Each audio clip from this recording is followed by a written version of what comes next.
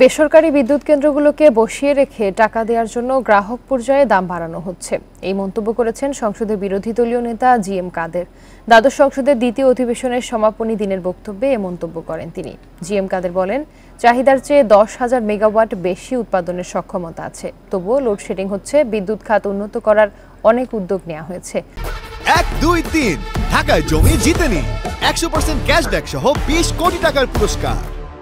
এখন মূল্যায়নের সময় এসেছে। তিনি বলেন, জ্বালানি থেকে বিদ্যুৎ উৎপাদনকারী অনেক কোম্পানি উৎপাদন করছে না, অথচ তাদের ক্যাপাসিটি চার্জ দেয়া হচ্ছে। এই চার্জ না দিয়ে বিদ্যুৎ বিনিয়োগ আনা যায় কিনা সে চেষ্টা কখনো করা হয়নি বলেও অভিযোগ করেন তিনি। সরকার তাদের দায় মুক্তি দিতে আইন করেছে বলেও অভিযোগ করেন কাদের।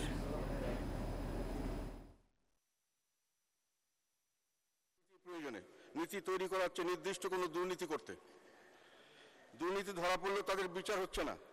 মন্তব্য করে 68 বিদ্যুৎ কেন্দ্র গত 5 অর্থ বছরে তাদের উৎপাদন সক্ষমতার 10% বা তার চেয়ে কম বিদ্যুৎ উৎপাদন করেছে, কিন্তু উৎপাদন না করে তাদেরকে পুরোপুরি ক্যাপাসিটি চার্জ সম্পূর্ণভাবে দিতে হয়েছে। সত্যিকার অর্থে এই বিদ্যুৎ কেন্দ্রগুলি কি সচল ছিল কোনো সময়, বা সচল অবস্থায় আছে এখনো? অনেকে ঠাট্টা ছলে বলেন অনেক সময় যে কোনো খেলনা কেন্দ্রে বসিয়ে দেওয়া হয়েছে, যেহেতু না চালিয়ে বিদ্যুৎ উৎপাদন না করে পয়সা পাওয়া যায়, তো বিদ্যুৎ কেন্দ্রের দরকার কি?